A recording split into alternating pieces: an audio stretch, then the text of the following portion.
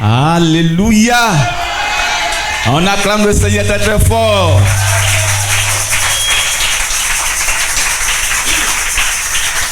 Amen. Voilà, je suis très heureux ce matin de vous retrouver encore de nouveau. Ouais, c'est ça. Souvent, c'est la nuit. On dit ce que tu dis la nuit, viens dire ça la journée. Amen. Pourtant, ce n'est pas moi qui te le dis. C'est Dieu qui parle à travers son serviteur. Et si vous êtes là ce matin, ce n'est pas moi que vous êtes venu écouter. Mais c'est Dieu. Ils ont dit à Moïse, en Égypte, tu as tué nos enfants. Il dit, c'est pas moi, c'est Dieu. Il dit, mais c'est à travers toi. Oui, mais c'est lui d'abord. Donc si ce n'est pas moi, alors c'est Dieu d'abord. C'est Dieu que vous êtes venu écouter d'abord. Moi, je ne fais que répéter de ce qu'il a mis dans mes oreilles. Et que nos cœurs soient disposés ce matin. On acclame le Seigneur très très fort.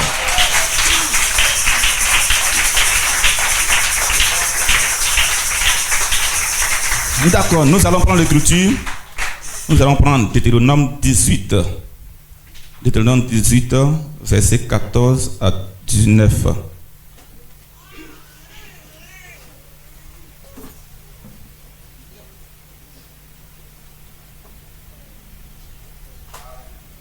Deutéronome verset 18.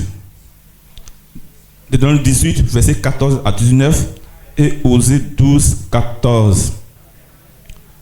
Je lis la parole du Seigneur. Car ces nations que tu chasseras écoutent les astrologues et les devins. Mais à toi, l'Éternel ton Dieu ne le permet pas. Il répondra ainsi à la demande que tu fis à l'Éternel ton Dieu à Horeb le jour de l'assemblée. Quand tu disais que je n'entends plus la voix de l'Éternel, mon Dieu, et que je ne vois plus ce grand feu, afin de ne pas mourir. L'Éternel me dit, ce qu'ils ont dit est bien. Je les susciterai du milieu de leurs frères, un prophète comme toi. Je mettrai mes paroles dans sa bouche. Il dira tout ce que je lui demanderai. Verset 19. Et si quelqu'un n'écoute pas mes paroles, qui dira à mon nom, c'est moi qui lui en demanderai compte. Osée 12, 14.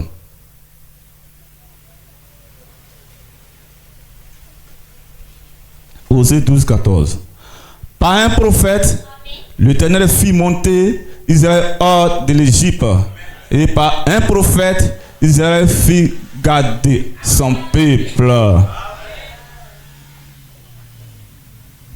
Dieu notre Père, qui suis-je ce matin de me tenir là, Seigneur, devant ce grand nombre de peuples, Seigneur, aussi grand que les sables de la mer, Seigneur.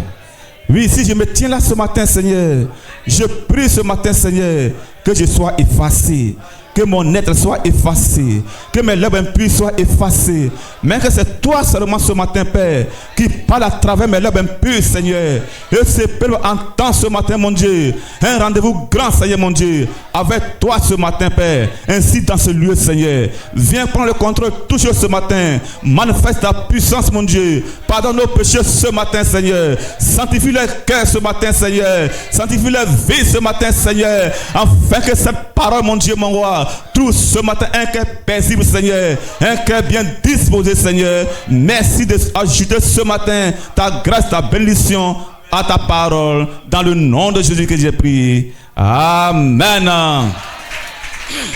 Si vos mains sont libres, on acclame encore le Seigneur très très fort ce matin.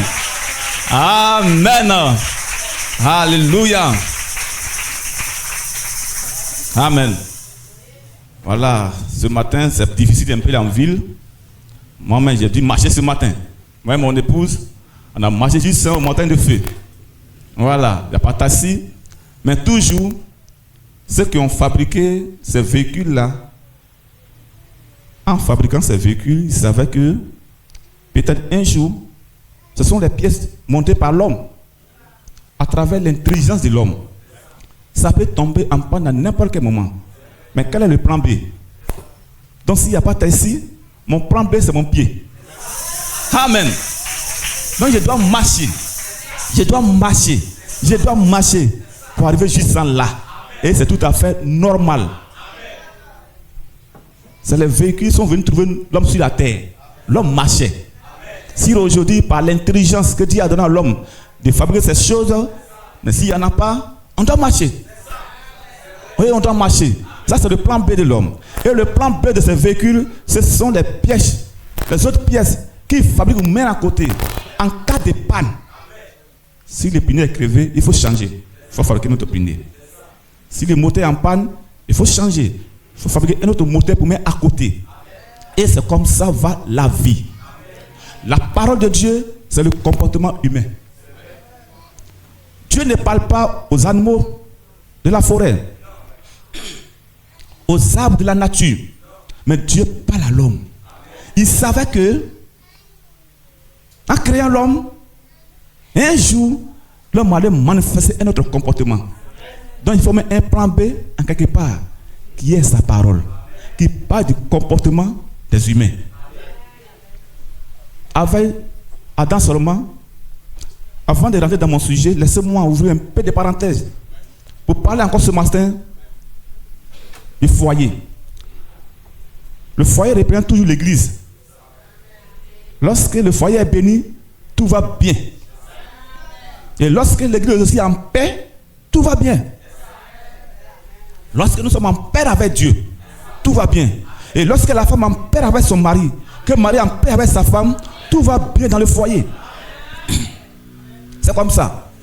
Donc, et aussi longtemps qu'Adam était seul, il n'y a pas de problème. Mais lorsque Dieu a mis une femme auprès d'Adam, il dit attention, du jour au lendemain, il y aura des oppositions. La femme peut résister au commandement de son mari. Et ça va envoyer des discussions dans la famille. Et ça n'est pas bon. Donc, il faut mettre un plan B à côté qui est sa parole. Alors la femme soit soumise à ton mari. C'est la parole, c'est un commandement. Dieu a mis ça à côté. Parce qu'il sait que nous ne sommes pas seuls sur la terre. Il sait qu'il y a toujours quelqu'un là pour tourmenter sa parole. Donc il met un plan B à côté. Il dit à la femme, sois soumise à ton mari. Pour éviter quoi? Les discussions inutiles, des mésententes. Et il dit quoi à l'homme? Aime ta femme. Quel que soit son état, qu'elle est partie à l'école, elle est intellectuelle, après le mari, elle devient folle, elle a fait ceci.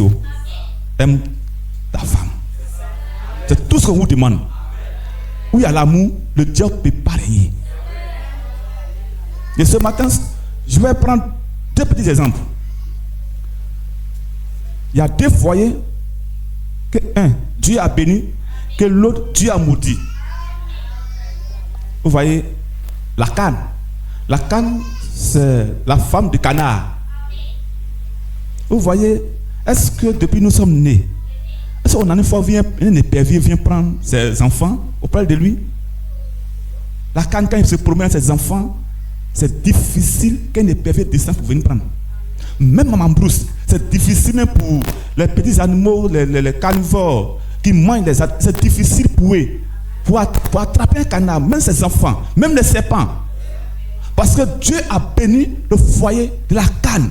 Mais pourquoi Dieu a béni cela? Dieu nous observe chaque jour.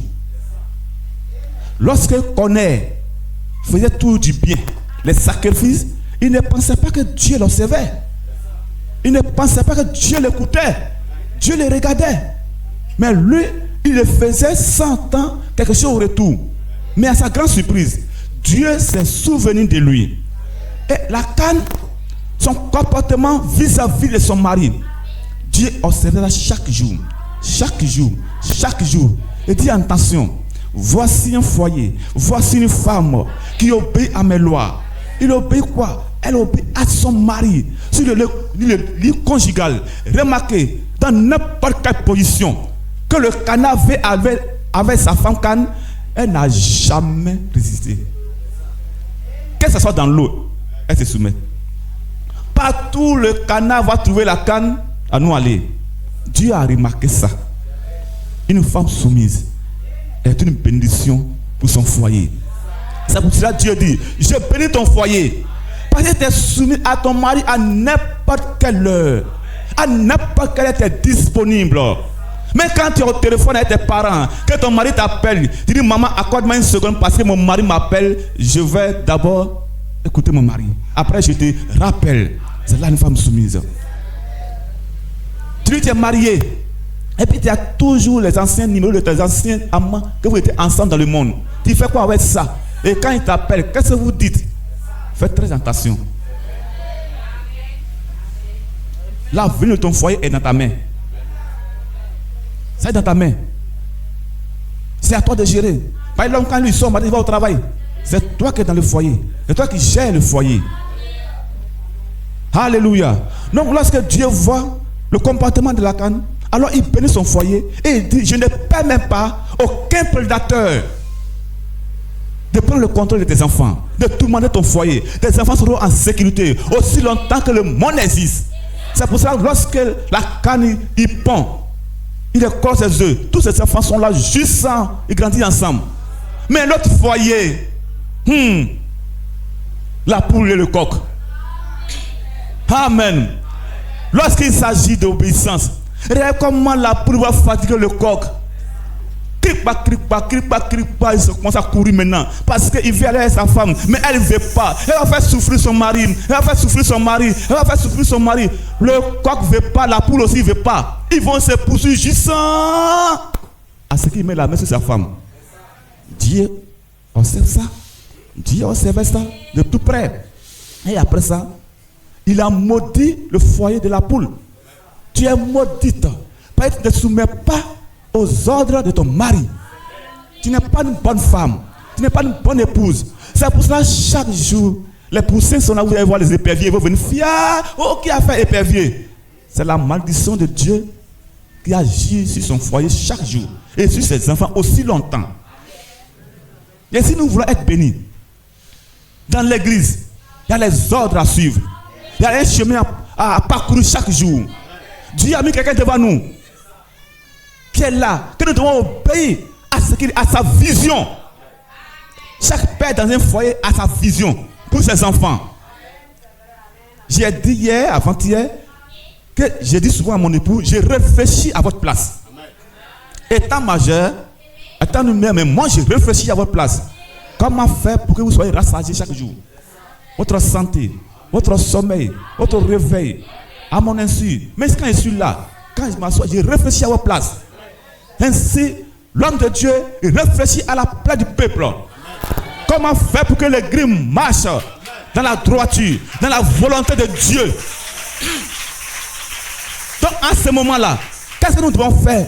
On doit se soumettre aux ordres de nos chefs. Un soldat ne discute pas des ordres de son chef. Tu es un soldat, exécute seulement. Il faut exécuter seulement. Vas-y seulement. Nous sommes des soldats. Exécutons aux ordres de nos chefs. Alléluia. On acclame le Seigneur. Certains voulu ce matin à nos frères célibataires. À nos frères célibataires. À ceux qui sont mariés. Lorsque deux personnes se battent, que l'autre, son grand frère, se tient là pour dire, hey, attrape son pied. Ce conseil-là, ce n'est pas pour lui seul. C'est pour vous tous. Quand il dit à son frère, attrape son pied, toi aussi, le conseil, ça t'appartient. Toi aussi, attrape son pied. C'est le même conseil, c'est pour vous tous. Parce que deux personnes qui se battent. Donc ce conseil, ce n'est pas seulement pour les célibataires, mais aussi pour les mariés. Ça concerne tout le monde. Alléluia. Et ce matin, laissez-moi rentrer dans mon sujet. J'aimerais parler ce matin. Qui est ton prophète? Qui est ton prophète? Sur ça ce matin, nous allons échanger. Nous allons échanger ce matin. Qui est ton prophète? Et il y a 3 questions qu'on se pose ce matin. Qu'est-ce qu'un prophète? La première question. Qu'est-ce qu'un prophète? La deuxième question. Quel est le rôle du prophète majeur dans un âge? La troisième question. Pourquoi Dieu envoie toujours des prophètes majeurs lorsqu'il veut parler à l'humanité? Ce sont les 3 questions. Ça, ce matin, nous allons échanger. Et j'ai pris ce matin que vous aussi, vous priez pour moi. Afin que Dieu me conduise. Car ce n'est pas facile. Vous êtes nombreux tellement que tout le monde, les yeux sont braqués sur moi seul. Donc, regardez-moi, priez pour moi. Afin que Dieu me conduise ce matin dans sa volonté parfaite. Alléluia. Je vais faire une petite comparaison. Vous voyez les kits magiques que vous achetez pour mettre dans la sauce. Lorsque vous voulez construire, vous avez besoin de ciment, de tout ce qui est les matériaux de construction.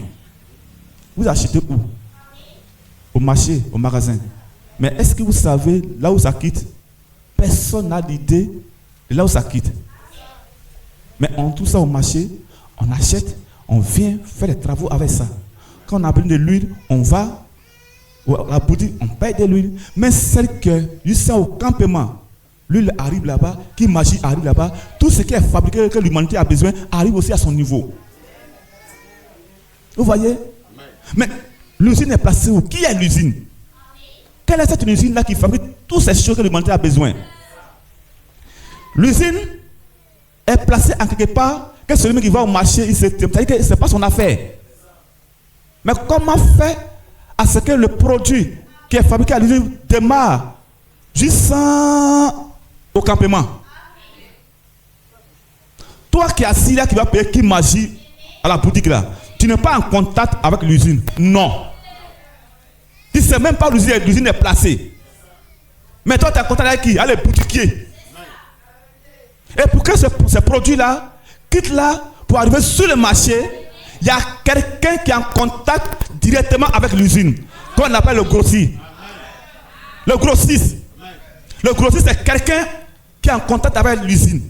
Lorsque l'usine fabrique ses produits, il appelle le grossiste. Il y a un nouveau produit qui est sorti.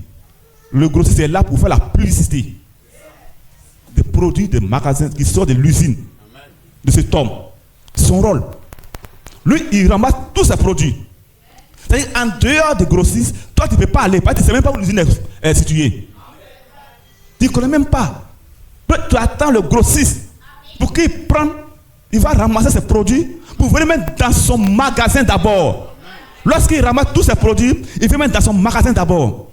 Et il y a ce qu'on appelle les petits grossistes. Ceux-là, ce sont les supermarchés, les petits magasins. Ils vont maintenant chez le grossiste. Il vient, il ramasse ses produits. Il vient avec ça. Il dépose aussi dans les magasins. Maintenant, les vendeurs en détail, ils vont venir pour aller prendre aussi avec eux, pour envoyer dans les campements. En ce moment-là, la vieille, le pauvre qui est assis là-bas, il a serre de l'huile. Il a serre qui imagine, un paquet de ciment. Tout ce qu'il a besoin. C'est une chaîne alimentaire qui va de l'usine, grossiste, petit grossiste, vendeur en détail. Et le produit est éparpillé partout sur la terre. Et que cette bonne nouvelle soit prêchée jusqu'aux extrémités de la terre. Alléluia. Mais qui est l'usine là? L'usine là, c'est qui? Qui est le propriétaire de l'usine là? C'est Dieu. C'est Dieu qui a son usine pour l'humanité.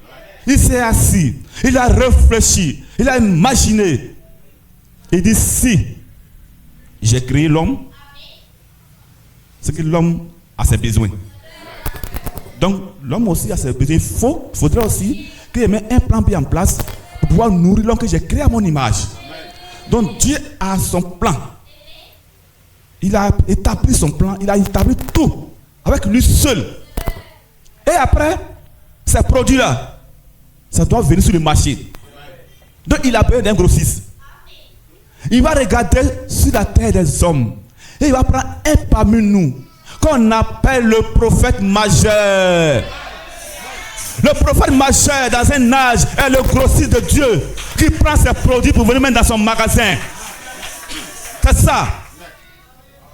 C'est lui qui est en contact direct avec l'usine. Toi qui payes ton qui magie au champ là, tu n'es pas en contact avec l'usine. Mais qui est en contact? C'est le grossiste. Et le grossiste, c'est le prophète de l'âge qui est en contact avec Dieu. Et qui fait la publicité de chaque produit de Dieu. Mais qui sont les petits grossistes? Éphésiens 4:11. Des pasteurs, des docteurs, évangélistes, etc., etc. Ceux-là, ils vont auprès de grossistes pour prendre aussi ces produits pour venir mettre ça dans les magasins. Parce que toi et moi, on en a besoin. Voici ce matin, un petit grossiste qui est là, qui va chercher tous ces produits dans le magasin du prophète majeur. C'est pour cela chaque matin, lorsqu'un pasteur du message prêche, il doit donner une déclaration du prophète majeur de l'âge. Alléluia. On acclame le Seigneur très fort ce matin. Oui, c'est ça, frère. Tu dois reconnaître qui est le grossiste. Produit que tu manges, qui est le grossiste. Alléluia. Donc, le petit grossiste, il va dans son magasin. Et nous aussi, on vient acheter. Et que cette bonne nouvelle soit prêchée où? Jusqu'au destinataire de la terre. Alors quand je prends ici, j'envoie ça dans mon village. Pour dire, j'ai un produit. Venez acheter. C'est pour ça que ce matin, vous voyez les évangiles partout. Ils sont prêchés dans les rues partout. Ce sont les vendeurs en détail. Aux pauvres qui en ont besoin. On en a besoin, donc on en a besoin.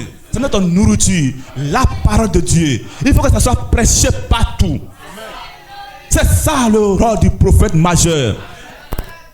La question aujourd'hui, ce n'est pas de qui est ton pasteur. Non, messieurs. Qui est ton pasteur? Non. Qui est ton prophète? Qui est ton prophète? C'est ça la grande question. Un jour, j'ai quitté la réunion ici avec le frère Daniel. Ça a duré quelques mois. On partait à la maison vers 19h. Arrivé au quartier, on a eu une grande pancarte là-bas. Ils ont mis cette pancarte là. Le médicament de rue tue. Je me suis arrêté, j'ai dit au frère Daniel, ça c'est un grand sujet. Le médicament de rue tue. Frère, en réalité, avant de rentrer à la pharmacie, il faut avoir de l'ordonnance prescrite par un médecin ou bien un infirmier, quelqu'un de l'hôpital en général. Et arrivé à la pharmacie, il y a aussi quelqu'un qui est là-bas qui comprend le langage de l'hôpital, qu'on appelle le pharmacien. C'est lui qui est habilité à lire ces ordonnances et de livrer des médicaments.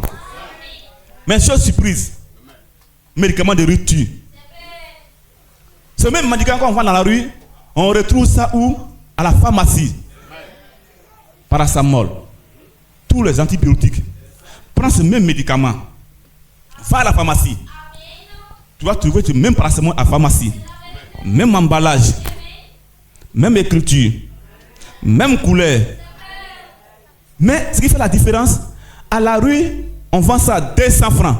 Mais à la pharmacie, on peut vendre ça à 3000. Mais lorsque tu arrives, tu prends les deux produits, mets-les ensemble. Devant toi, il n'y a pas de différence. Mais il y a quelqu'un qui est là, qui est allé à l'école, qui a une connaissance plus élevée que toi, qui comprend le langage du médicament, qui est le pharmacien. Montre ça au pharmacien. Il te dira, attention, c'est vrai, c'est le même emballage, c'est le même médicament, mais celui-ci tue, mais celui-ci donne la vie. Amen. Quel est ce médicament de la rue? Aujourd'hui, les gens refusent le prophète pour se faire former dans les écoles de théologie. On fabrique les pasteurs comme des robots. On fabrique la parole de Dieu et on met sur les lèvres. Ils sont dans la rue en train de vendre cette parole. Ils ne se soucient pas de l'avenir spirituel des âmes. Ils ne se soucient pas de leur salut. Mais ce qui les intéresse, c'est la bénédiction terrestre. Comment faire pour avoir une grande église? Comment faire pour être riche?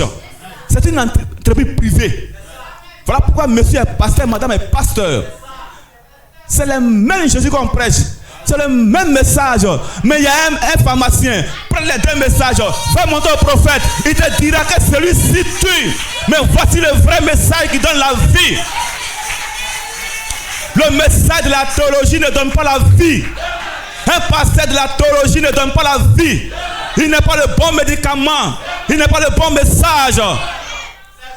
Mais va voir le grossiste. Le grossiste a un bon produit. Souvent on voit les produits frauduleux. Les faux médicaments, les faux produits sur le marché. Tu arrives au magasin, tu payes à quelqu'un, c'est 300. Mais quand tu rentres au magasin, on te dit non, c'est 8000. Mais pourquoi? Mais c'est le même médicament, c'est le même produit là. C'est la même magie là. Mais il faut poser la question. Au magasin, pourquoi pour toi les 8000 et puis ici là c'est 300? Il va te dire c'est vrai, c'est la même magie. Mais ça, c'est le faux. C'est le livret parmi les bleus. C'est la même couleur. Est-ce que quand un fantôme quitte au cimetière et puis il se promène, c'est pas même encore avec nous? Il parle le même langage que nous. Lorsqu'un pasteur, il sort de l'école de théologie, mais est-ce qu'il y a la différence entre lui et le pasteur qui est assis? Non. C'est les mêmes hommes, même veste, même habillement, mais attention. Ce ne sont pas les mêmes messages. Ce ne sont pas les mêmes messages. Il y a un qui donne la vie. Et il y a un qui donne la mort. Faisons attention. Faisons attention à tout ce que nous mangeons. Alléluia. Nous allons voir le rôle réel. Qu'est-ce que Dieu dit à son grossiste lorsqu'il prend ces produits-là? Quel conseil il donne? Quel est son rôle juste auprès du peuple et de Dieu? Exode 18, 19 à 20. Alléluia. On acclame le Seigneur en entendant que le frère nous donne cela. Exode 18, 19 à 20. Maintenant, écoute ma voix. Je vais te donner un conseil. Et que Dieu soit avec toi. Sois l'interprète du peuple auprès de Dieu. Et porte les affaires devant Dieu. Verset 20. Enseigne-les les ordonnances et les lois. Et fais-leur connaître le chemin qu'ils doivent suivre. Et ce qu'ils doivent faire. Donc, en un mot, le prophète marchait dans un âge. Son rôle, il est l'interprète de Dieu auprès du peuple. Ce n'est pas le corps de théologie qui est l'interprète. Non. Il a été formé. C'est pour cela que j'ai écouté un pasteur dénominationnel qui disait que on n'est pas chrétien, mais on devient chrétien. Je n'ai pas apprécié. D'une part, après j'ai réfléchi. Et d'une part, il a raison. Pourquoi? Parce qu'il a été formé dans une école de théologie. Donc là, il est devenu un chrétien. Il a été formé. Il a été formé. Comme pour des chairs. Il n'est pas de père, il n'est pas de mère. Il ne sait pas où il est quitté. Mais quand même, il est là, c'est un poulet. On dit manger. Pourtant, poulet africain, il y a ses poussins derrière les mamans. Ils se suivent. Donc je le comprends. Je dis, d'une part, il a raison parce que c'est un enfant illégitime. Un enfant illégitime. Il a pour père le diable. Il a pour père le corps de théologie. En réalité, on est chrétien. Jérémie, avant que tu ne naisses, je te connaissais. Je t'ai établi le prophète des nations. Dieu nous connaissait avant la fondation du monde. Alléluia. Donc le prophète, son rôle, il est l'interprète. Il vient auprès du peuple pour entendre le peuple, pour écouter le peuple et rapporter ça à Dieu. Il a dit quoi? J'ai entendu les cris, les gémissements, les plaintes et je suis descendu pour les délivrer. Et il envoie qui? Moïse, les propres frères. Va. Et Moïse est parti avec quoi? La parole. Auprès de Pharaon. Il est parti avec la parole. Le prophète ne vient pas avec les armes. Il ne vient pas avec les garde-corps. Non, il vient avec l'ainsi dit le Seigneur. Il vient avec l'ainsi dit le Seigneur. Et auprès de lui, Dieu se tient là pour confirmer sa parole.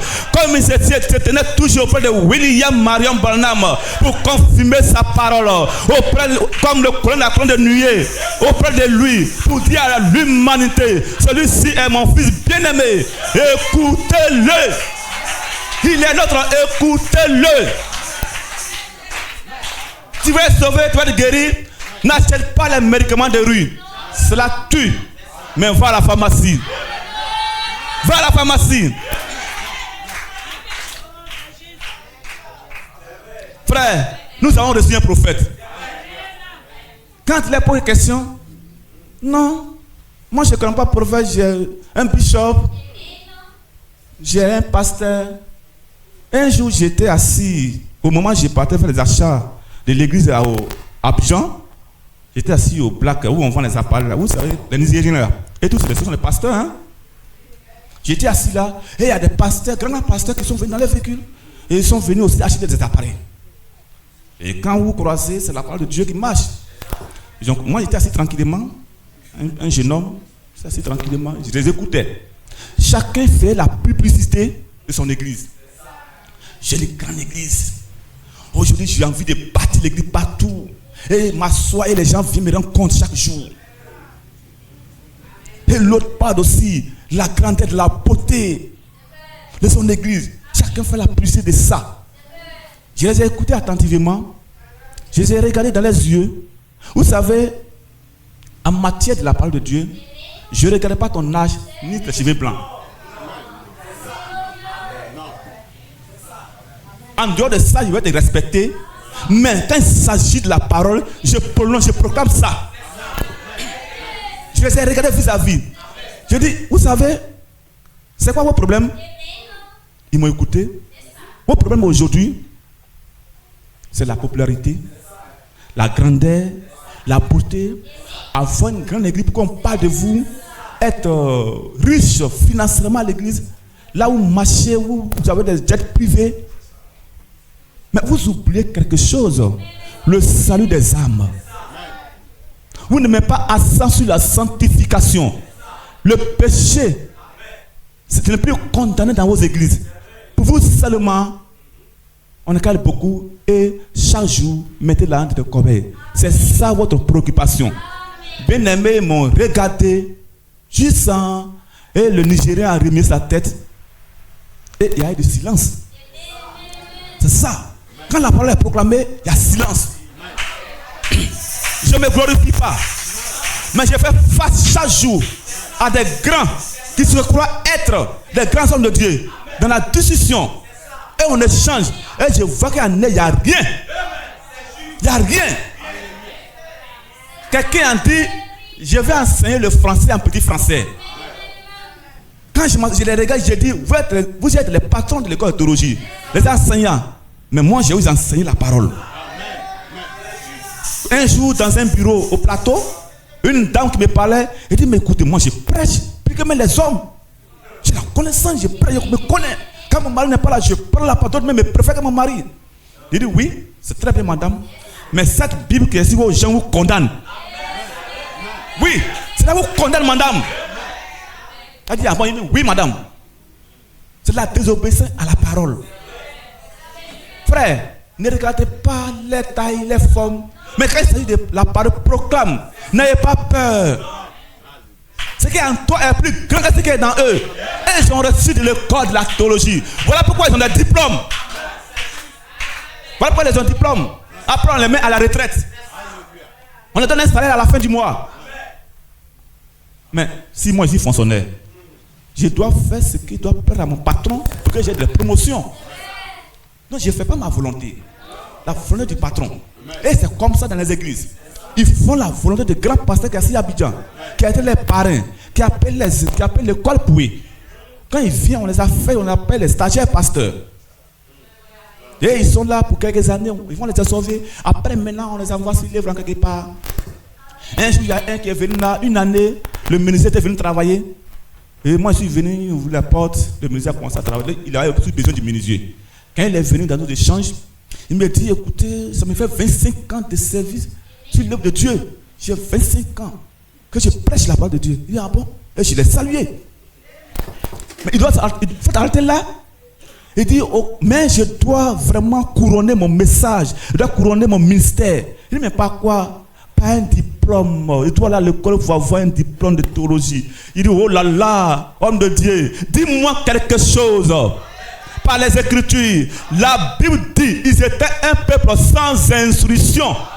Montre-moi sur l'Écriture qui dit qu'on doit aller pour avoir un diplôme pour devenir pasteur, pour couronner son message, pour couronner son ministère. Dis-moi ça. Bien aimé, il y a du silence. Il y a du silence. Dis-moi ça. Par l'Écriture, que tu prêches pendant 25 ans. Dis-moi ça. Il m'a regardé et il me dit, c'est toi le pasteur? Il dit, non, je ne suis pas le pasteur. Je suis un... Amen. Je ne suis pas le pasteur. Mais quand tu as croisé le pasteur, là tu vas rester à la distance. Tu vas rester à distance. Bien aimé, il n'y a pas de réponse. Il n'est pas terminé ce qu'il est venu faire. Il s'est retourné et il est parti. Le menuisier dit, tu t'en vas. Il dit, oui, on se voit après, je vais t'appeler. C'est ça. Il se glorifie. Il se glorifie. Alléluia. Un jour, sur le net, en discussion avec les disciples Kabou Philippe, c'était tendu. Il me dit, attends, je ne te comprends pas. Il dit, comment? Mais je te parle d'un prophète vivant qui est celui-là, qui est aujourd'hui là pour l'humanité, par qui Dieu parle pour parler à l'humanité. Et toi, tu me parles d'un homme mort. J'ai dit oui. Je ne défends pas un mort. Je ne défends pas un homme. Mais je défends la parole de Dieu. Je défends la parole de Dieu qu'il a confiée à un homme. J'ai dit, mais moi, il n'était pas un homme. Mais tous les prophètes sont venus. Et Moïse a dit, mais il ne vivait plus. J'ai dit, mais tu sais, c'est quel est votre problème? Il dit quoi? Il dit, bien. Vous avez l'esprit de Saint Thomas. Voir pour croire. Jésus a dit, heureux ceux qui ne m'ont pas vu, mais qui ont cru à moi. Frère, je reviens encore sur ça. Lorsque la pluie tombe, il reste la place à la rosée. Depuis 1933, la voix de Kentucky, de l'homme de Kentucky, a rétendu sur la terre jusqu'en 1965. Toi et moi, nous n'étions pas nés. Mais la personne est partie. La pluie a tellement arrosé la terre. Il a fait le tour du monde 7 fois. La pluie a arrosé la terre. Mais toi, tu n'étais pas encore né. Mais aujourd'hui, qu'est-ce qui te mouille? C'est la rosée qui te mouille. C'est le message qu'il a laissé qui te mouille aujourd'hui. Tu n'as pas besoin de voir le prophète. L'homme a dit à Jésus, je ne suis pas digne de t'accueillir sur mon toit, mais déclare seulement la parole. Dis seulement un mot et mon serviteur va retrouver la guérison. Qui est ton prophète? Qui tu te réclames? De l'école de théologie? D'un bishop? Ou d'un prophète? Moi j'ai un père. Et toi? Tu es un enfant illégitime. Tu n'as pas de père. C'est pourquoi lorsqu'on se croit sur le terrain, il ne faut pas penser que j'ai un enfant devant moi. Oui, à travers mon apparence. Mais lorsqu'il s'agit de bouche-parole, face à face, ne vois pas David. Goliath le regardait comment? Petit. Il dit, mais qui est devant moi? Mais il ne sait pas qui était derrière David. Et ce matin, vous ne savez pas qui est derrière moi. Oui, il y a un homme fort. Il y a un Dieu fort, grand, qui se tient là ce matin pour proclamer la parole. Dispose ton cœur ce matin. Ouvre ton cœur ce matin. Crois à la parole. Alléluia. Qui es-tu pour insulter le Dieu d'Israël et ses peuples? Mais il disait, il s'appuyait sur quoi? Sur la parole. Sur un Dieu fort. C'est ça. Je disais à une femme sur le terrain de l'évangélisation, je dis, madame, je ne suis pas venu t'inviter ce matin à venir dans mon église. Non, tu as été à une église, ça suffit. Mais je suis venu t'inviter à la parole. Parce que tu n'es pas la parole. Si c'est une église, tu es une église. Tu es un pasteur, tu es un bishop, mais tu n'es pas la parole. Lorsque tu auras la parole, tu auras l'église. Viens, je vais te donner la parole. Viens recevoir ton salut. Arrêtez d'acheter des médicaments de rue. Référez-vous aux pharmaciens. Il faut avoir de l'ordonnance. Mais vous faites quoi? L'automédication. Souvent, on se plaint des boutiquiers. Mais boutiquier, hier là, avant qu'on est venu, une là, c'était 1000 francs. Mais un coup, ça donné 1500. Ah, boutiquier, pas te cher comme ça. Il dit, c'est pas moi. C'est où il n'est pas au magasin là. Quand tu arrives au magasin, tu demandes là-bas dans le supermarché, c'est pas nous. C'est le grossiste, on s'en va prendre là. Quand tu arrives chez le grossiste, c'est pas moi, c'est l'usine. C'est ça. Pourquoi chez vous, on fait ça? Pourquoi chez vous là-bas, on ne porte pas de pantalon, on ne s'embarque pas, oui, on ne boit pas, on ne fume pas, on ne peut pas avoir un peu de copine. Pourquoi c'est comme ça? Pourtant, c'est la même parole. C'est même Dieu, on est dehors. Pourquoi chez vous, là, on fait, chez les autres, on ne le fait pas? C'est pas moi. Va voir, va demander au pasteur. Parce que ainsi dit le prophète. Le prophète dit, c'est l'Éternel qui m'a dit ça. C'est ça. C'est l'ordre. C'est venu, c'est descendu. Lorsque le chef d'état-major donne l'ordre, ça descend jusqu'au dernier soldat. Et tu dois exécuter TTA sans murmure hésitation. Dis, j'ai reçu l'ordre. Qui donne l'ordre? La parole. Parce qu'ils n'ont pas la parole, ils ont une connaissance de la théologie. C'est pour ça là-bas, ils ont renversé la Bible. Ils ont fabriqué la parole. On l'a mis dans les mains. C'est pour ça que les femmes prêchent. Parce que c'est la liberté, la démocratie. Vous les voyez? Et toujours, je rends ce défi. J'attends un jour. L'un de ces professeurs, qui sera être professeur, sur la base de la parole, si la femme doit prêcher, je lance ce défi face à face. De la première couverture à la dernière couverture, je vais te demander par la Bible que la femme n'a pas droit à la parole. Que chacun respecte son rôle qu'ils ont confié. Tu es une aide. Je suis l'homme. C'est à moi que la parole est venue. Ce n'est pas de l'orgueil, mais c'est une réalité. Lorsque on construit une maison, chacun a son rôle à jouer. Les gens qui sont là pour puiser uniquement de l'eau, c'est leur rôle. Toi, tu mouilles ciment, c'est ton rôle. Tu ne sais pas monter brique, il ne faut pas monter. Il y a quelqu'un là pour monter brique. Tu n'es pas électricien. Quand tu finis de monter brique là, va. L'électricien va venir faire son travail. Tu n'es pas plombier, laisse partir. Chacun a son rôle à jouer. Ton rôle, c'est une aide. Il faut me soutenir seulement en prière. Laisse le reste à moi. C'est moi je gère. Alléluia. Frère, allons, prends-moi Amos. Amos 3, 6 à 7. Dieu ne fait rien. Il ne parle pas au hasard. Amos 3, 6 à 7. Sonne-t-on de la trompette dans une ville sans que le peuple soit dans l'épouvante? Arrive-t-il un malheur dans une ville sans que l'Éternel en soit l'auteur? Car le Seigneur l'Éternel ne fait rien sans avoir révélé son secret à ses serviteurs, les prophètes.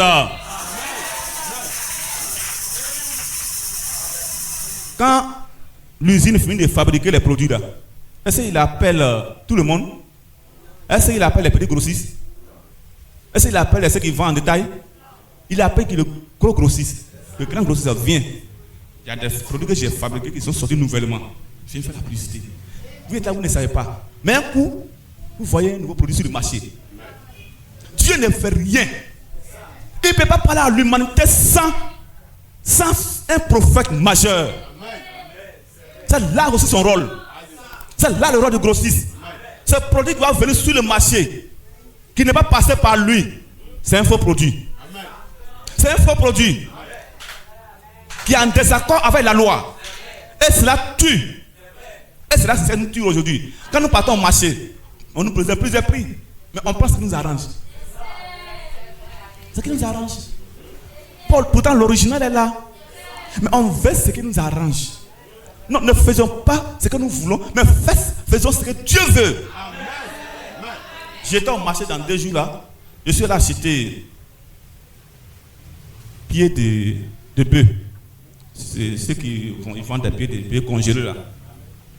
Il y avait un client devant moi qui était une dame, qui était arrêtée. Et le jeune, il connaît bien son métier, avec une machette. Mais, à quelque chose que j'ai remarqué, les débris là, les petits présidents qui cassent là, ça saute ça et là. Ça saute ça et là. J'ai dit au jeune homme, j'ai dit, il sera bien pour toi d'avoir un masque ou bien une grosse lunette, voilà, là, pour fermer un peu ton œil, pour éviter qu'un jour, ces débris là tapent ton œil. Et d'accord, il va me répondre, vieux père, je suis un baoulé. Je dis, je n'ai pas demandé ton ethnie. Je ne t'ai pas demandé de quelle église tu vas. Mais je t'ai demandé qui est ton prophète. Je te demande de te protéger. Pas dans chaque métier, il y a des risques. Parce que le jour que ça va arriver, tu vas te rappeler de cette. J'ai dit ça, tu vas te rappeler de cette voix. Petit, il faut avoir une lunette pour te protéger. Et tu as dit, si je savais. Et aujourd'hui, dans les rues, on les parle. Il y a une protection divine qui est là. Ce n'est pas les produits frauduleux. Ce n'est pas les faux messages. Ce n'est pas les faux pasteurs qui ont été fabriqués dans les écoles de théologie, qui ont donné la vie. Ils sont là pour vous sucer. Ils ont besoin de votre argent pour remplir les poches, pour se faire grand. Mais en quelque part, il y a un homme.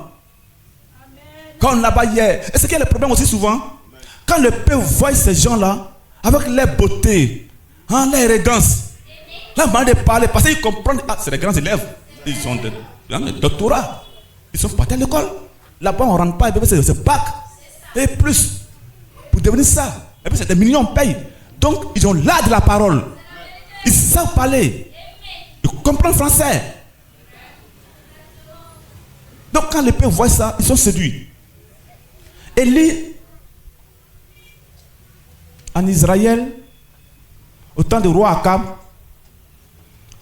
lorsqu'Élie est arrivé, le pays était prospère. Le pays était riche. Les gens avaient de l'argent. Parce que des 800 prophètes provisaient chaque jour sur le peuple. Ils faisaient des miracles. Au point même de séduire les élus, quand on déclare la Bible. Et le peuple prenait ce prophète comme le vrai prophète. Oui, le médicament de rue et des formations au même emballage. Tu ne peux pas savoir. Tu ne peux pas savoir. Mais il faut un pharmacien pour faire la différence de pas des choses. Mais lorsque Élie se tient là, il les regardait. Il voyait que les astrologues, les devins, les faux prophètes, et il les traitait des prophètes de Baal. Mais le peuple ne comprenait rien. Parce que le faux a pris le contrôle. Lorsque un enfant naît aujourd'hui à l'hôpital, c'est difficile d'entendre ici que voilà, quelqu'un est né à l'hôpital. Mais attends, un grand est tombé à Abidjan. Il est tombé, on dit un grand est mort. En moins de 5 secondes, la nouvelle a pris le pays. Il y a un grand qui est tombé. Le faux prend le contrôle vite. Parce que ça brille comme de l'or. Mais c'était la pacotille. C'était la pacotille. Donc Élie les traitait comme des faux prophètes. Mais le peuple pensait que c'était les vrais prophètes. Mais il fallait qu'ils arrivent au mont Carmel. Que la parole parle. Que Dieu juge de qui est son prophète. Vous serez face à votre destin. À la fin de votre vie sur la terre des hommes, vous serez face à Dieu. Alléluia. Il y a un seul jugement et il y a un seul juge. c'est Dieu. Il a jugé entre Élie et les 800 prophètes. Et aujourd'hui, nous avons un Élie parmi nous. Nous avons un Élie parmi nous. Que Dieu aussi va le juger. Parce qu'il a déjà jugé. Lorsqu'il se tenait là, que les gens le traitaient pour un faux prophète. Mais vous savez, lorsqu'il s'agit de miracles, William Branham n'a pas eu de problème avec quelqu'un. Non, il n'a pas eu de problème. Aujourd'hui, le monde est séduit par les miracles. S'il s'agit de miracles, non, il était invité partout. Mais lorsque, dans les années 1960, lorsqu'il se tenait maintenant là, que Dieu se tenait là, l'ouverture de la parole, selon Apocalypse 17, à la voix de cet ange, lorsqu'il loue la parole, on dit maintenant qui peut supporter ça? Qui peut supporter ça? Tout le monde a abandonné Jésus. Il ne sait que 12 personnes. Et c'est comme ça. Ils l'ont abandonné. Parce qu'il fait plus de miracles. Il parle maintenant de la parole. C'est la parole maintenant qui parle. Le miracle ne sauve pas quelqu'un. L'argent ne sauve pas quelqu'un. Non. La popularité ne sauve pas quelqu'un. La grandeur d'une église ne sauve pas quelqu'un. Dieu n'est pas dans ça. Mais il est où? Il est dans sa parole. Alléluia. Donc il faudrait que Dieu juge Élie et les 800 prophètes pour montrer à Israël qui est son envoyé. Qui il a envoyé. Et aujourd'hui, qui Dieu nous a envoyé aujourd'hui? Malachie 3, 1. Alors Malachie 3, 1. Malachie 3, 1. Voici, j'enverrai mon messager. Il préparera le chemin devant moi. Et soudain entrera dans son temple le Seigneur que vous cherchez et le messager de l'alliance que vous désirez. Voici, il vient, dit l'Éternel des armées. Un président assis sur son trône à la présidence ne quittera jamais là-bas pour venir dans une ville sans avertir la population de cette ville. Il envoie toujours un messager. Mais pour aller dans un pays, il y a son ministre des Affaires étrangères qui est là, qui va préparer son arrivée là-bas. En ce temps de la fin, Dieu a envoyé un messager pour préparer le chemin. Vous savez, de Moïse jusqu'à Jean-Baptiste, Dieu a envoyé prophète sur prophète, prophète sur prophète. Mais quel était leur objectif? Leur ordre de mission, c'était quoi? Ils venaient faire quoi? Ils venaient dire quoi? Ces prophètes venaient pour préparer le cœur du peuple à recevoir le Christ qui devait venir plus tard. C'était le rôle, c'était tout. Préparer le cœur d'Israël à recevoir le Christ.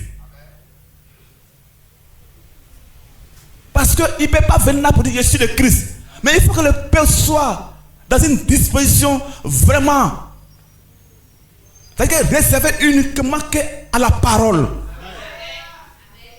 C'est la même chose. Hier, ils ont reçu le Christ, Jésus. Parce que leur cœur était déjà préparé à ça. Bien vrai que d'autres n'ont pas reçu. Parce qu'il n'est pas venu pour tout le monde. Il y aura toujours des incrédules pour saboter, pour mélanger de l'huile et du shampoing. Mais les cœurs, ceux qui étaient enfants de Dieu, les cœurs étaient déjà préparés. C'est pour ça que l'autre pourrait dire à Philippe, n'est-il pas le Christ? Viens. Amen. Et aujourd'hui, Dieu envoie un messager aussi, en ce temps de la fin, pour préparer le cœur de son peuple à recevoir le Christ qui est descendu en Israël et qui descendra parmi nous aussi aujourd'hui. Mais attention, il y a un problème. La Bible dit, il ne mettra pas les pieds sur la terre, mais c'est dans les airs. Mais pour arriver dans les airs, il faut avoir les ailes. Mais pour avoir les ailes, il faut être un aiglon. À ce moment, il faut être un aiglon. Pour avoir les ailes, pour voir les ailes, pour t'envoler, pour le croiser dans le ciel. C'est ça la question. Mais ils ne peuvent pas voir les airs passer. Ils sont sortis de la théologie. C'est ça. Un jour, j'ai regardé la télévision. L'aigle, même qui est l'oiseau, souvent il descend, il vient là. Ils sont un peu en bas. Mais il y a les petits oiseaux qui viennent les piquer. Il les pique. Ce n'est pas son problème au fait. Il les pique. Et le commentateur disait que, vous voyez, l'aigle, ces petits oiseaux, le problème c'est de piquer l'aigle là chaque jour. Ils viennent là, ils le dérangent, ils le piquent. Mais il ne dit rien. Mais sa solution c'est quoi? Au fur et à mesure que ça les brûle, ça les fatigue, ils s'envolent, ils montent un peu. Ils montent un peu plus haut. Arrivé à un certain moment, il ne peut plus supporter. L'air de là-bas, ici, c'est pas la même chose. Donc ils sont obligés de lâcher. On peut marcher avec les poussins. Les grands peuvent faire tout avec les poussins. Mais c'est un négron. Il attend seulement que la voix, le cri de la mer est retenti. Il va avoir les ailes. Et depuis là-bas, dans Apocalypse 17, que William Branham a proclamé la parole. Le septième ange de Laodicée a proclamé la parole. Les poussins se sont reculés. C'est les aiglons qui se sont approchés. Parce que ça les intéresse. Il y a quelque chose qui les lie. Il y a une sensation qui est là. Il y a une connexion qui est là. Qui est l'enfant qui ne comprend pas la voix de son père et de sa mère? Il n'y en a pas. Même dans l'obscurité, quand ta mère parle, il dit c'est ma mère. Quand ton père crie, il dit c'est mon père. Mais qui est votre père? La voix de la théologie. La voix des bishops, des faux prophètes. Matthieu 24, 24. Ils sont versés partout là pour embrouiller les pistes, pour embrouiller les enfants de Dieu, pour les empêcher d'entendre la vraie parole. On acclame le Seigneur. Alléluia. C'est ça. Dieu, toujours dans sa grandeur, il n'oublie pas ses enfants. Il envoie toujours son messager pour nous préparer. Pour préparer son peuple. C'est pour cela, frère, dans Malachie 4, 5, 6, toujours pour dire que je suis à la porte. Malachie 4, 5, 6. Voici, je vous enverrai Élie, le prophète, avant que le jour de l'Éternel arrive, ce jour grand et redoutable. Il ramènera le cœur des enfants à leur père. Les enfants, les petits aiglons. C'est ça. Ce n'est pas la voix de la théologie. Il ne reconnaît pas ça. Lorsque l'aigle cherchait son petit, quand il a crié son cri, les poussins, on n'a rien dit. Mais l'aiglon, lorsque la trompette de la liberté sonne en Israël, ça ne connaissait même pas l'esclave. C'est pour cela que vous les voyez aujourd'hui, ils payent des billets d'avion pour aller où? Ils marchent sur les routes de Galilée. Vous partez faire quoi? Il n'est pas là-bas, il est parmi nous.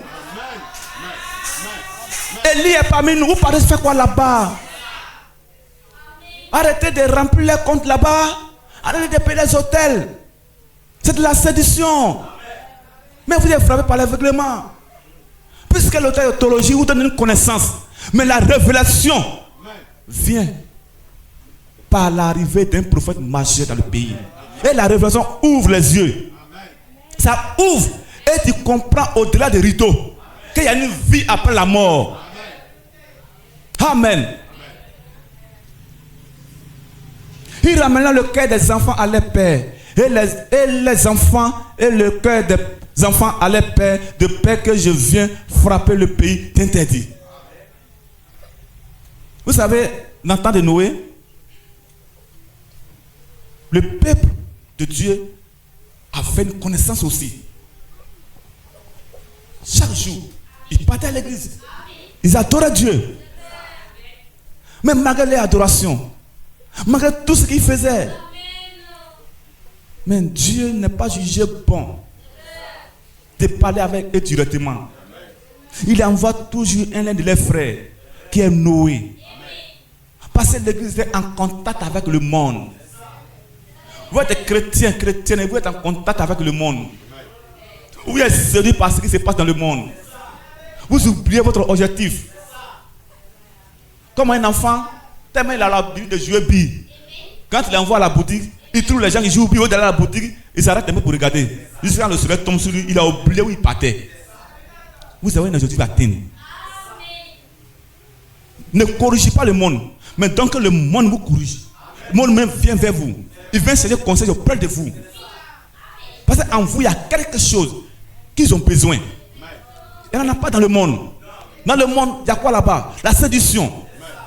Comme je disais dans le passé, lorsque une fille a une belle forme, un bon teint, joli visage, en tout cas gabarit bien, elle se tient là, en caleçon, fermée un peu là, se tient avec soutien, et il prend son portable, vous faites selfie, comme ça. Depuis 8 heures, elle fait ça, et elle balance sur le net. Jusqu'à 23 heures, elle a au moins 1 million d'abonnés. Pourquoi? Elle fait l'œuvre du diable. Le monde déshabille ses enfants. Le monde déshabille ses enfants. Mais lorsque une fille, bien habillée comme vous ce matin, oui, vous êtes là aussi, vous prenez le même portable, vous faites la même chose. D'ici même 23 heures, si c'est trop, c'est 5e. Parce que vous n'êtes pas nu. Vous n'êtes pas nu. Vous ne pouvez pas séduire. Pourtant, la séduction tue. Ne soyez pas séduits par le monde. Ne soyez pas séduits par ces prédications qui passent partout sur les nets. Nous, on est sur le net chaque jour. On voit comment ça se passe. Les miracles dans les églises. D'autres mains suffisent de jeter les pieds comme ça, les gens tombent partout. Mais il y a quoi dans ton pied là? Amen. Frère, Dieu nous envoie un prophète. Un prophète, Dieu nous envoie Élie. Élie aujourd'hui pour préparer nos cœurs. Parce que le jugement est à la porte. Il y a un malheur qui va frapper la terre. Il y a un malheur qui va frapper vos maisons. Mais il y a une seule chose à faire. Noé, il y avait une chose à faire là-bas, c'était pour rentrer seulement dans l'âge. Tout ce que Noé demandait, que ce soit ton bishop, ton prophète d'en haut, ton ceci d'en haut, tout ce qui te demandait, c'est entrer dans l'âge. Le reste là, on va faire ça après. Tout ce que vous demandez, reconnaissez que Dieu vous envoie un prophète. Je parlais avec cette sœur rétrograde à l'évaluation un jour, moi et le frère JB. Mais elle était là, vraiment certaine. Il dit, mais attends, la sœur, nous sommes dans quel âge? Elle dit, mais Laodicée. Il dit, mais qui est le père de Laodicée? Elle dit, mais William Mariam Bonham. Mais le débat est clos. Mais tu as abandonné ton père pour aller où? Aujourd'hui, regarde-toi, ton accoutrement. Tu es tombé au point que tu réunis ton père pour aller chercher un autre père. Les gens aujourd'hui réunissent les pères. Nous avons un seul père dans cet âge-là que Dieu nous a envoyé. Un seul prophète. Il n'y a pas deux. Non. Il y a un seul. C'est Élie. Élie. Matthieu 17. 10 à 13.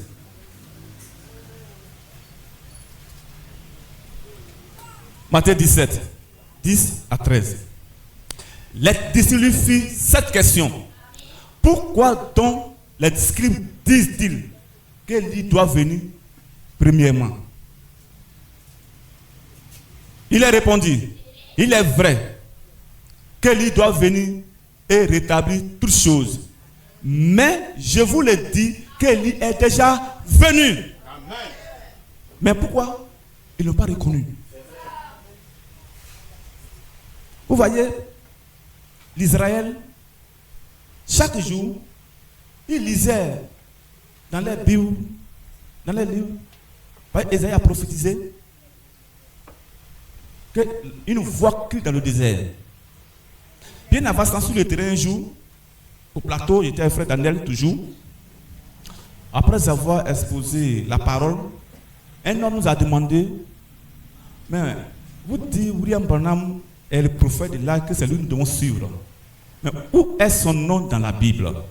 Puisque quand nous regardons dans la Bible, on voit le nom de tous les prophètes. Mais où est le nom de William Marion Branham que vous dites tous les jours là? Montre-moi ce nom-là.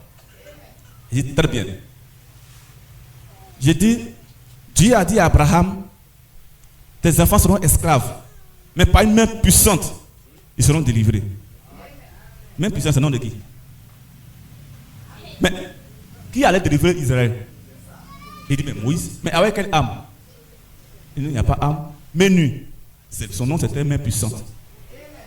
Ça, c'est le nom prophétique. Mais le nom que son père Samuel lui a donné, on appelle Moïse. Lorsque Esaïe disait, un enfant nous est né, on appelait qui? Emmanuel. Mais, lorsqu'il est venu, qui a dit qu'il s'appelait Emmanuel? Non. Il s'est éternel a dit, l'Esprit du Seigneur est sur moi. Après, il dit quoi? Le culte que vous venez d'entendre là, c'est accompli. Mais on dit, non, c'est pas toi. Mais pourtant, ça est écrit. Mais son nom prophétique, c'était quoi? L'Esprit du Seigneur est sur moi. Emmanuel. Mais là, on appelle Jésus-Christ. Jean était dans le désert. Il baptisait. Ils sont venus le voir. Qui es-tu? Pourquoi baptises-tu? Est-il le Christ? Il dit non. Mais qui es-tu? Je suis la voix qui crie dans le désert. La voix, je suis la voix qui crie dans le désert. Son nom prophétique, c'est la voix qui crie dans le désert. Et c'est marqué sur fond de l'écriture. Et l'écriture est devenue un nom qu'on appelle Jean-Baptiste. Frère, le nom de William Marion Branham ici, c'est Malachie 4:5-6. C'est Matthieu 17, 10 à 13. Là, c'est l'écriture. Mais quand c'est accompli, il est né, son père lui a donné le nom de William Branham.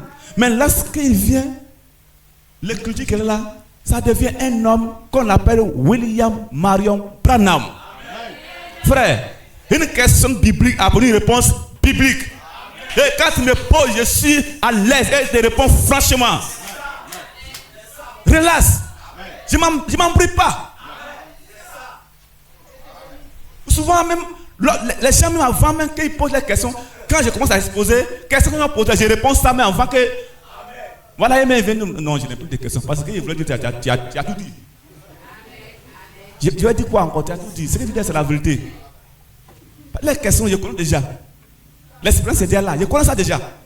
Je réponds ça avant même que je te donne la parole. Donc aujourd'hui, Élie est venu. Cet Élie est là. Mais ils attendent que le nom là soit écrit Élie William Branham dans la Bible. Non. Il faut avoir la révélation. La révélation. Dans quel âge sommes-nous? Et quelle est la promesse de Dieu dans l'âge dans lequel nous sommes? La révélation ne sort pas de la théologie. Non. Des pasteurs qui ont été formés par la main d'homme. Non. Alléluia. Nous allons lire le prophète, comme je l'ai dit. Il faut tirer un pasteur du message. Après avoir fait tout, il faut donner une déclaration. Pour mettre le chapeau. Pour couronner la parole. Amen. Voilà. Acceptez la voie à laquelle Dieu a pourvu au temps de la fin. Précieux le 15 premier mois 63. Paragraphe 125, 137 à 38 et 143. Amen. C'est ça. Acceptez la voie à laquelle Dieu a pourvu au temps de la fin. Acceptez ça. C'est pas votre choix, c'est son choix. Il faudrait que tu acceptes. On dit quoi? Sois soumis à ton mari. Il faut accepter. C'est la loi. C'est les ordres.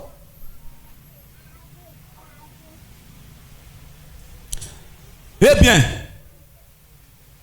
125, paragraphe 125. Eh bien, mettons ça de côté pour un temps.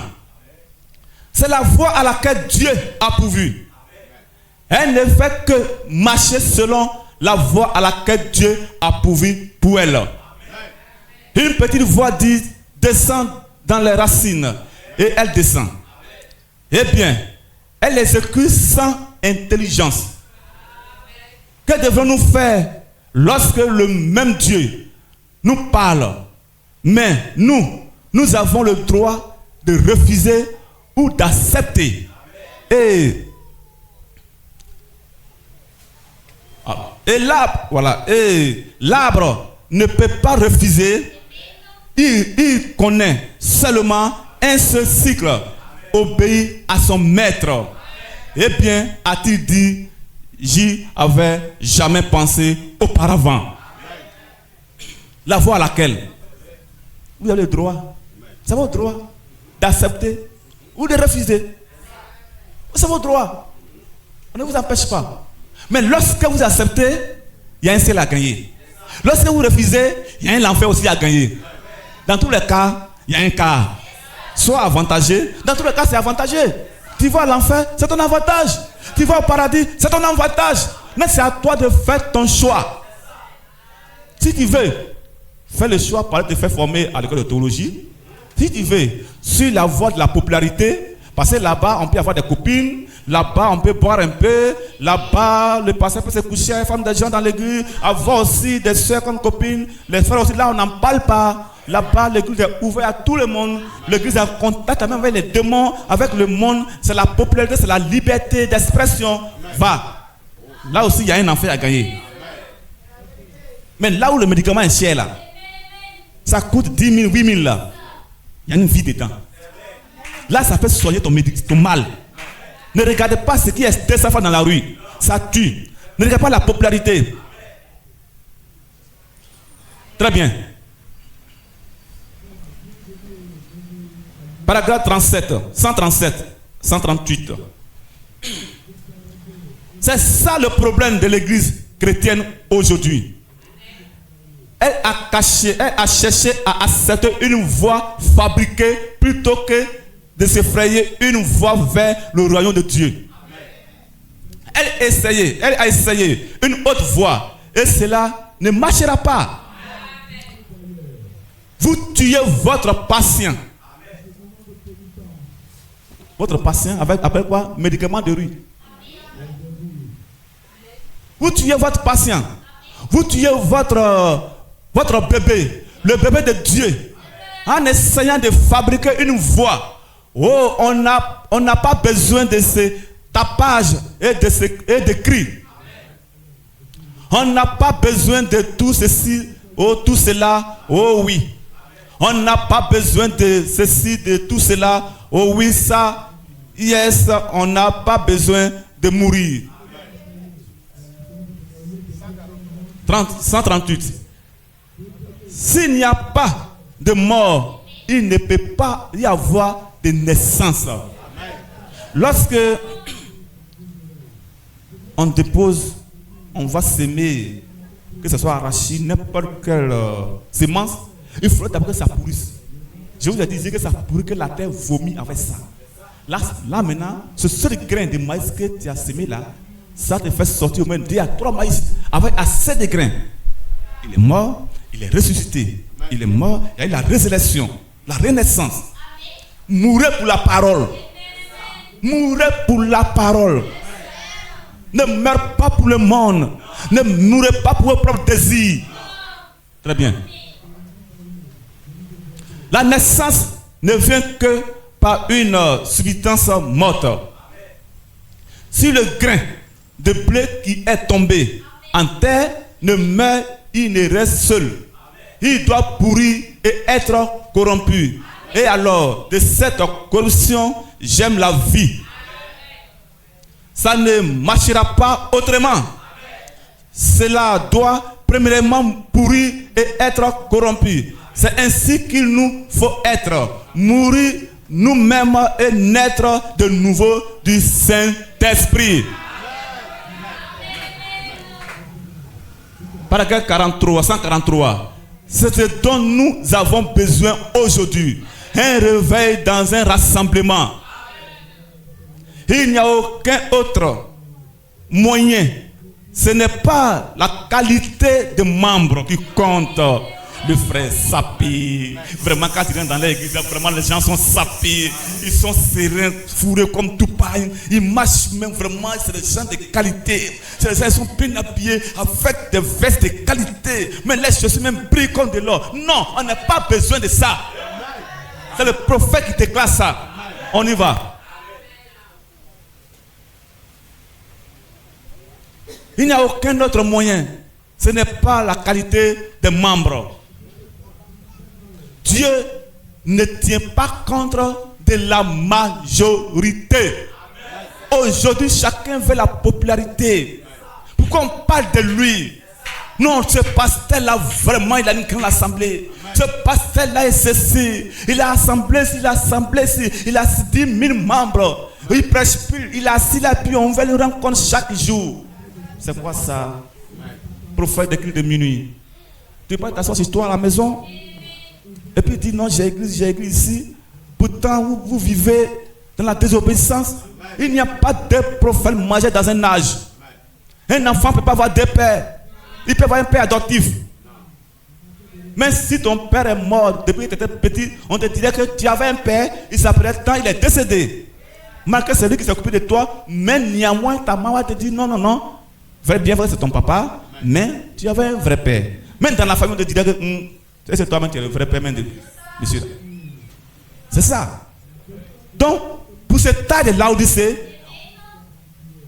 il y a l'auteur de la parole de Laodicée. Reconnaissez, obéissez, marchez selon la volonté de Dieu dans ce tas de la fin. Dieu n'a pas besoin de la majorité. Il tient compte de la sincérité dans la voie à laquelle il a pourvu. Alléluia. On acclame le Seigneur. Amen. Frère, avant de nous séparer, reconnaissez une chose. De qui est ton prophète? C'est la question. Tu vas à l'église, c'est très bien. Tu chantes dans le courant, c'est très bien. Tu prêches, c'est très bien. Tu es une église, c'est très bien. Mais qui est l'auteur de la parole que tu prêches en ce temps de la fin? Le médicament que tu prends là, ça sort d'où? Dans quelle pharmacie? Quel médecin qui t'a prescrit ça? Où est l'ordonnance? Où est l'ordonnance? Est-ce que les pharmaciens ont vu? Ou bien parce que tu fais l'automédication pour aller chercher, parce que tu es malade, pour aller chercher la guérison? Non. Le corps là va pourrir. Il va revenir à la terre. Ne te soucie pas de ça. Mais cherche premièrement le royaume de Dieu et sa justice. Cherche premièrement Dieu. La parole d'abord. Et si tu trouves la parole, tu trouves l'église qui prêche cette parole. Arrêtons de nous bagarrer, de nous focaliser sur des choses inutiles qui ne vont pas nous donner quelque chose. On se soucie aujourd'hui de tant de choses qu'on n'arrive même plus souvent à prier. Vous savez, la colonne vertébrale d'une église, c'est le jeûne et la prière.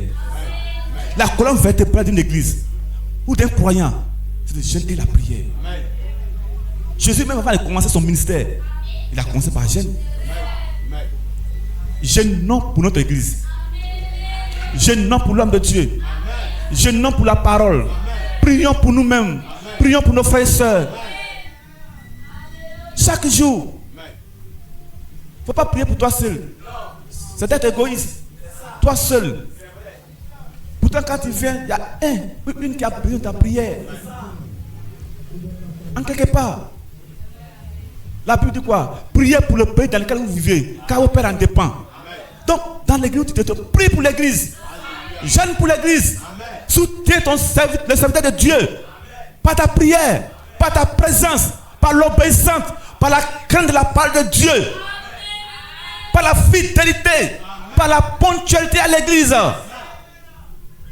Privez-vous de votre quoi que ce soit et soyez présents toujours à l'église. À qui vit mon fils Job? Il fait quoi? Il obéit à ma parole. Où? Il obéit où? Dans la voix de Dieu. Ne laisse pas aux enfants à la maison. Faites comme Job. Le mec et ses enfants vont se promener. Quand ils arrivent, il ne sait pas à qui ils ont parlé mal. Il les purifie et il fait un sacrifice rapidement pour que Dieu puisse pardonner les péchés. Le monde aujourd'hui est là aujourd'hui. comme un conseiller pour nos enfants qui vont à l'école. Surveillons nos enfants. Surveillons nos enfants. Soyons toujours prêts à obéir à la voix de Dieu. N'abandonnez pas nos assemblées. N'abandonnez pas le serviteur de Dieu. Comme je le disais, nous qui sommes au pas de jour et nuit, nous sommes une colonne par laquelle s'appuie tout le défi du temple. Parce que nous avons fait confiance et nous avons placé là. Donc en faisant ce service, ne faisons pas ça d'une manière désintéressée. Faisons ça avec joie et amour. Oui, sans relâche. Mais ne dis pas dans ton cœur, j'ai fait comment? Moi maintenant, je voulais, mais j'ai fait comment? Non. Dieu t'écoute. Il y a quelqu'un qui nous observe chaque jour. Soyons humbles. Soyons sages. Soyons toujours dans nos assemblées. Même lorsqu'il fait nuit, même s'il y a la pluie, il faut avoir le plan B. S'il n'y a pas de tasse, il faut marcher. C'est le plan B, il faut marcher. Et ce matin, nous avons marché pour être là. Alors, vraiment, je vais m'arrêter là. Et j'ai pris ce matin que cette parole que vous avez entendue, pas de ma part, mais de la part du Seigneur, produit un bon résultat en vous pour l'avancement de son œuvre. Car cette bonne nouvelle sera prêchée jusqu'aux extrémités de la terre. Que Dieu vous bénisse. Dieu vous bénisse.